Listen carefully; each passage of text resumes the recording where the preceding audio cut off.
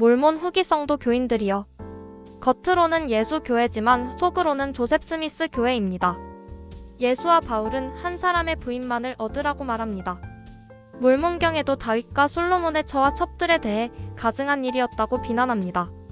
그럼에도 불구하고 조셉 스미스는 일부 다처제가 천국의 율법이다고 계시합니다. 칼을 들고 3번이나 나타나서 조셉 스미스를 위협하는 거짓 천사. 예수와 여호와를 짬뽕해서 만든 조셉 스미스 가늠하는 교리입니다.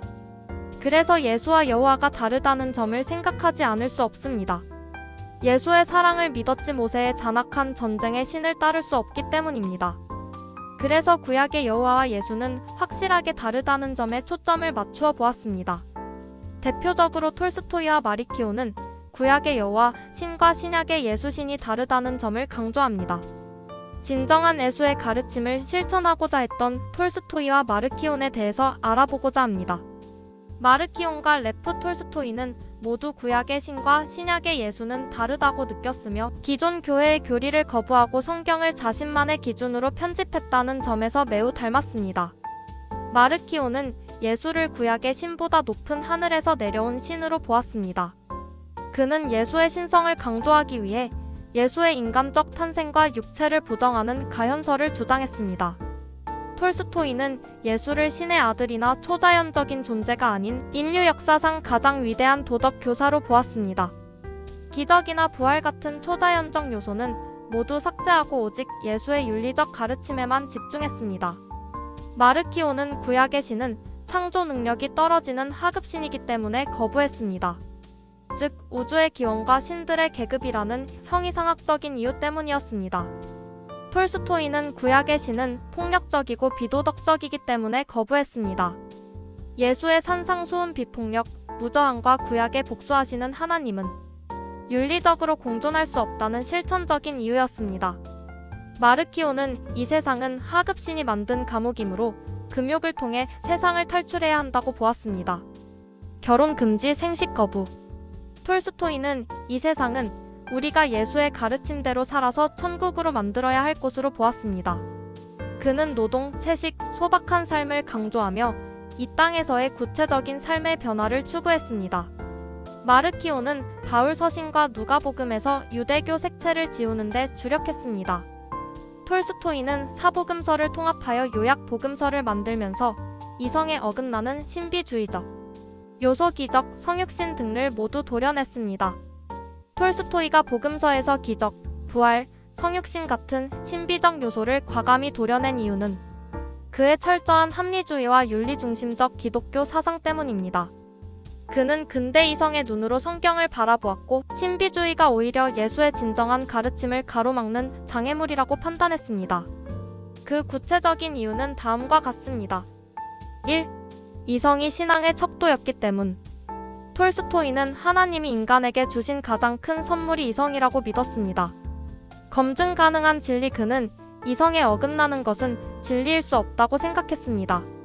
따라서 처녀 탄생, 물 위를 걷는 기적, 죽은 자의 부활 등 과학적으로 설명 불가능한 현상들은 후대 사람들이 예수를 신격화하기 위해 덧붙인 불순물로 보았습니다.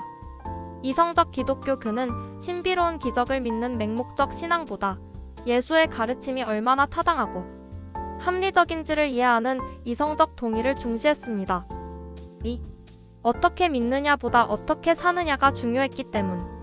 톨스토이는 당시 러시아 정교회가 기적과 의식에만 매달려 정작 예수가 강조한 삶의 윤리를 저버렸다고 비판했습니다.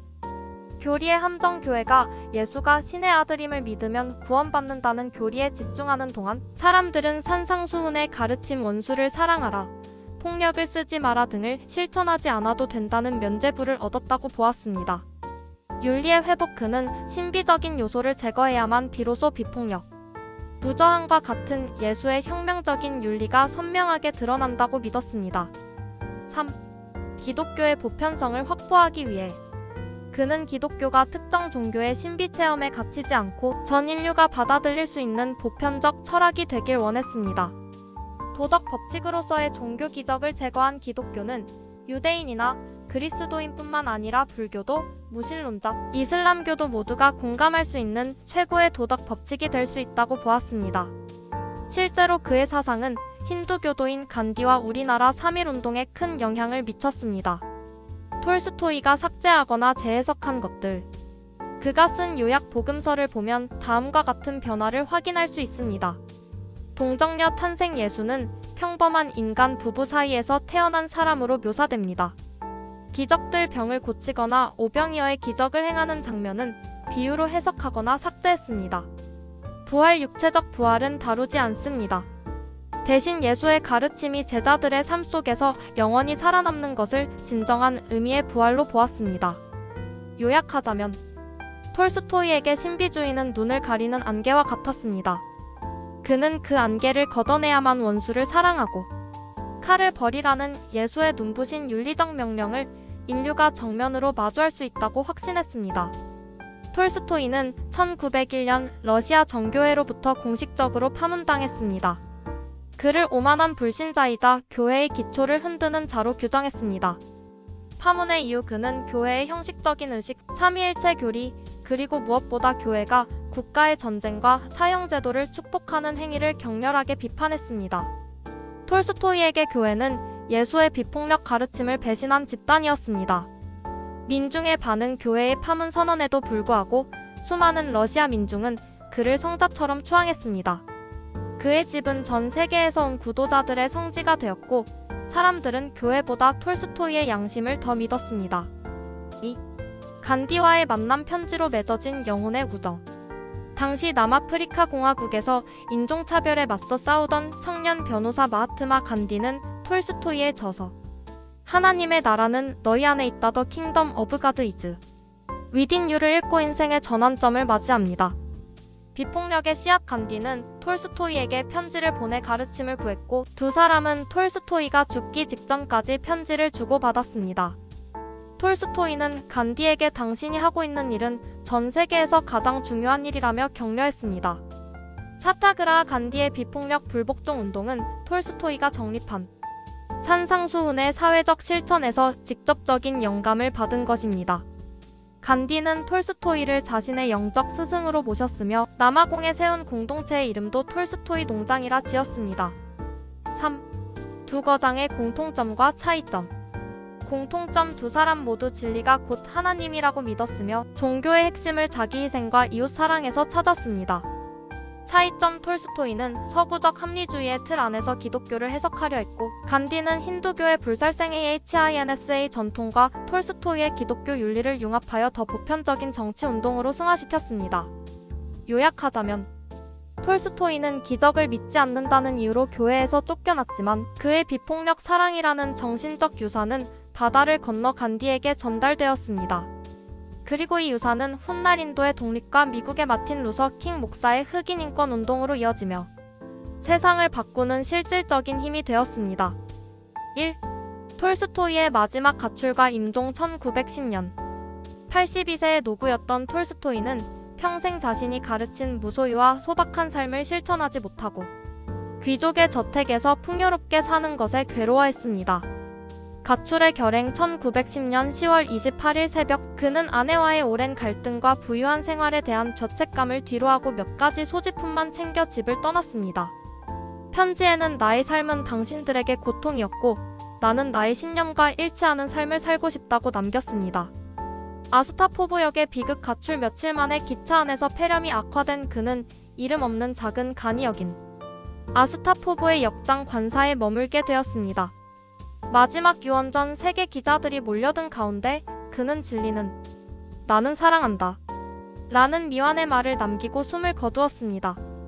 화려한 백작의 무덤이 아닌 평소 유언대로 평범한 숲속의 작은 언덕에 아무런 장식 없이 묻혔습니다. 2.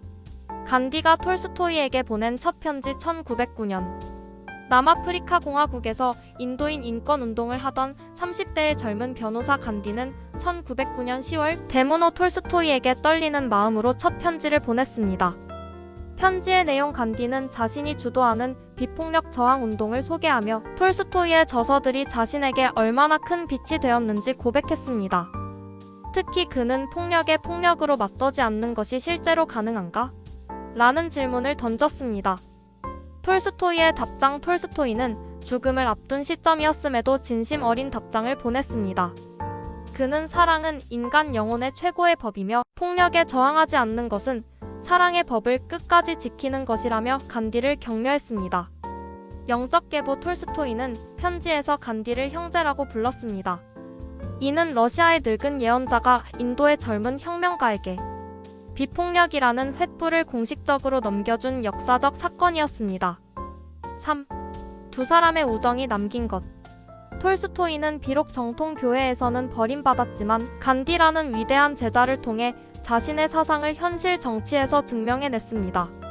하나님의 나라는 너희 안에 있다라는 톨스토이의 외침은 간디의 비폭력 불복종으로 구체화되었고, 이는 다시 마틴 루서 킹의 나에게는 꿈이 있습니다로 이어졌습니다. 요약하자면 톨스토이는 신비주의적 기적을 믿는 대신 사랑과 비폭력이라는 도덕적 기적을 믿었습니다.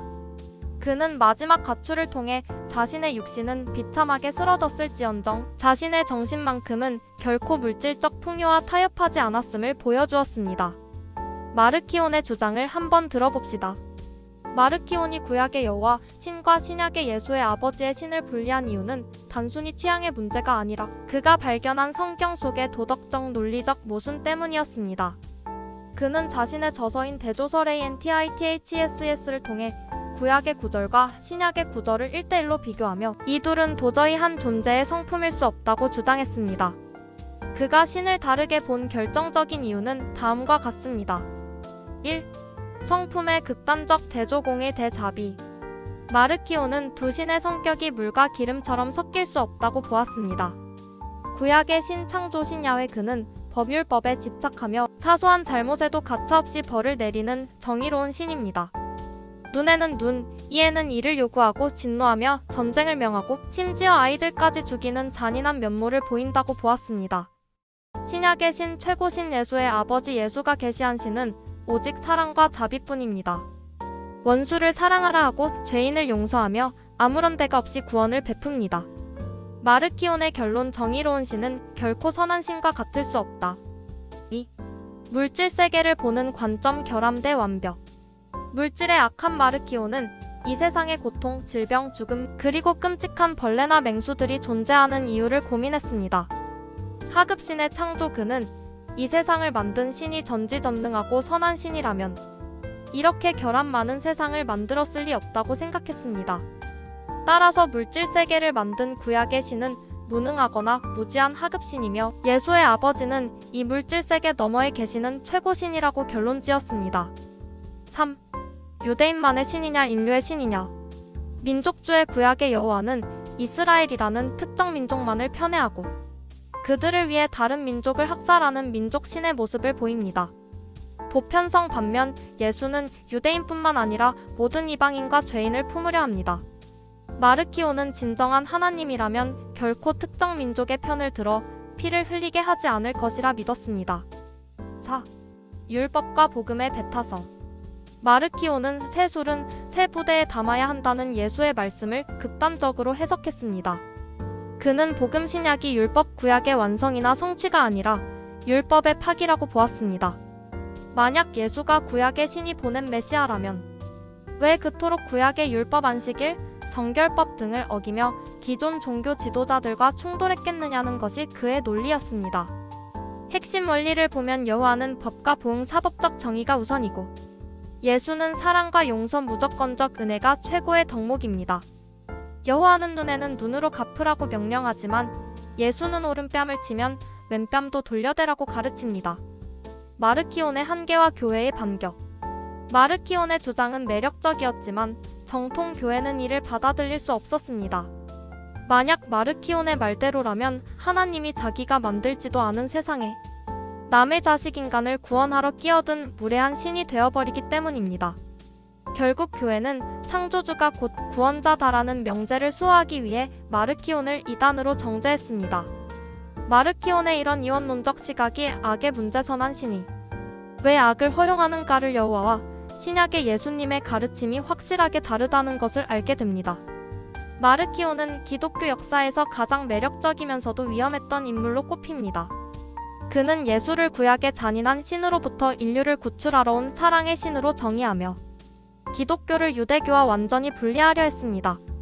그의 사상이 남긴 결정적인 자취를 핵심만 짚어드릴게요. 1. 두 가지 신들의 전쟁 신학적 이원론을 주장합니다. 마르키오는 성경에 나오는 신을 두 존재로 쪼개버렸습니다. 구약의 신 야훼는 세상을 창조한 열등한 신이자 율법과 정의에 집착하며 복수심이 강하고 눈에는 눈을 요구하는 무서운 신입니다. 신약의 신 예수의 아버지 구약의 신도 몰랐던 진정한 최고신으로 오직 사랑과 자비뿐이며 고통받는 인류를 불쌍히 여겨 예수를 보낸 선한 신입니다. 2. 성경을 편집하다 최초의 정경 시도. 당시 교회는 어떤 글을 성경으로 확정할지 고민하던 시기였습니다. 마르키오는 자기 입맛에 맞게 세계 최초의 성경 목록을 만들었습니다. 삭제 모든 구약 성경을 버렸습니다. 또한 유대교 색채가 강한 마태, 마가, 요한복음도 제외했습니다. 수정 바울을 유일한 참 사도로 보아 바울 서신 10통과 누가복음만 선택했는데 그마저도 구약 인용구는 가차없이 도려냈습니다. 브리테니커 백과사전은 이것이 정통교회가 신약 성경 27권을 확정하게 만든 강력한 기폭제가 되었다고 분석합니다. 3. 예수는 환상이었다 가현설. 그는 예수가 하급신구약의 신이 만든 육체를 입었을 리 없다고 믿었습니다. 그래서 예수는 인간처럼 보였을 뿐이지 실제로 태어났거나 피를 흘리며 죽은 것이 아니라고 주장했습니다. 이 논리는 훗날 이슬람교의 예수관 죽지 않고 승천함과도 묘하게 닮아 있습니다. 역설적인 결과 마르키온이 기독교를 구했다. 정통교회는 마르키온을 이단으로 쫓아냈지만 그와의 싸움을 통해 오늘날 기독교의 뼈대를 세웠습니다. 구약의 보존 구약의 하나님과 예수의 아버지는 같은 분임을 확정하며 역사적 정통성을 지켰습니다. 신약의 확정 마르키온의 난도질 성경에 대응해 사복음서를 포함한 현재의 신약 성경 정경화를 서둘렀습니다. 육체의 긍정 예수가 진짜 인간이었음을 강조하며 물질 세계가 악하다는 영지주의적 흐름을 막아냈습니다. 마르키오는 기독교를 유대교의 한 분파에서 완전히 독립된 종교로 세우려 했던 가장 극단적인 개혁가였던 셈입니다. 마르키온이 바울만을 유일한 사도로 본 이유로 마르키오는 바울의 서신들 특히 갈라디아서에서 자신의 사상을 뒷받침할 결정적인 근거를 찾았습니다. 율법대 복음 바울은 율법의 행위가 아니라 믿음으로 구원을 받는다고 강조했습니다. 마르키오는 이를 구약율법의 신은 폐기되었고 신약복음의 신으로 대체되었다는 뜻으로 과격하게 해석했습니다. 유대교와의 단절 바울이 이방인들에게 할례를 강요하지 말라고 주장한 것을 보고 마르키오는 바울이야말로 유대교라는 하급 종교에서 기독교를 해방시킨 유일한 영웅이라고 믿었습니다. 다른 사도들에 대한 불신 그는 베드로나 야고보 같은 예루살렘 사도들을 유대교의 관습을 버리지 못한 변절자라고 비난하며 오직 바울만이 예수의 진정한 의도를 이해했다고 주장했습니다. 신학계에서 예수와 바울의 간극은 매우 중요한 논쟁거리입니다. 비판적인 학자들은 예수가 하나님 나라의 윤리를 가르쳤다면 바울은 예수에 관한 종교를 창시했다고 보기도 합니다. 브리테니커 백과사전의 바울 신학 설명과 주요 성서 비평학적 관점을 토대로 두 인물의 핵심적인 차이점을 정리해드립니다. 1. 선포의 주제 하나님 나라 vs 십자가와 부활. 예수주로 하나님 나라 천국이 가까이 왔음을 선포했습니다. 어떻게 살 것인 가산 상수훈화 신 앞에서의 인간의 태도를 비유로 가르쳤습니다. 바울 하나님 나라라는 용어를 거의 쓰지 않습니다. 대신 예수의 죽음과 부활 그 자체가 인류를 어떻게 구원했는가라는 신학적 교리에 집중했습니다. 즉 예수는 선포자였으나 바울은 선포된 예수를 전했습니다. 2. 구원의 방식 회개와 삶 vs 이신칭의 예수 회개하고 하나님께 돌아와 이웃을 사랑하는 삶의 변화를 강조했습니다. 나더러 주여 주여 하는 자마다 다 천국에 갈 것이 아니요 아버지의 뜻대로 행하는 자라야 하리라 마태복음 7장 21절이라고 하셨습니다. 바울 인간의 행위로는 결코 구원받을 수 없으며 오직 예수의 대속을 믿는 믿음으로만 의로워진다는 이신칭의 저 스터퍼케이션 바이 FAITH를 핵심 교리로 세웠습니다. 로마서 3장 24절 3. 율법에 대한 태도 완성과 폐기 사이 예수 율법의 정신을 심화시켜 완성하려 하셨습니다. 안식일 규례 등을 어기긴 했으나 율법 자체를 부정하기보다 그 본질 사랑을 회복하는 데 주력했습니다. 바울 이방인 전도를 위해 율법의 시대가 끝났음을 선언했습니다. 그리스도는 모든 믿는 자에게 의를 이루기 위하여 율법의 마침이 되시니라 로마서 10장 4절이라고 주장하며 유대교와의 결별을 가속화했습니다. 4. 대상과 범위 이스라엘 vs 이방인. 예수주로 이스라엘 지배 잃어버린 양에게 집중하셨으며 유대교적 맥락 안에서 가르치셨습니다. 바울 할례나 음식 규정 같은 유대교적 장벽을 허물고 보편적 세계 종교로서의 기독교 체계를 잡았습니다. 요약 왜 이런 차이가 생겼는가? 예수는 십자가 사건 이전에 하나님 나라를 예고했고 바울은 십자가 사건 이후에 그 사건의 의미를 해석했기 때문입니다. 마르키오는 바로 이 차이에 주목하여 바울만이 유대교적 율법에서 벗어나 예수의 진정한 영적 복음을 이해했다고 극단적으로 주장했던 것입니다.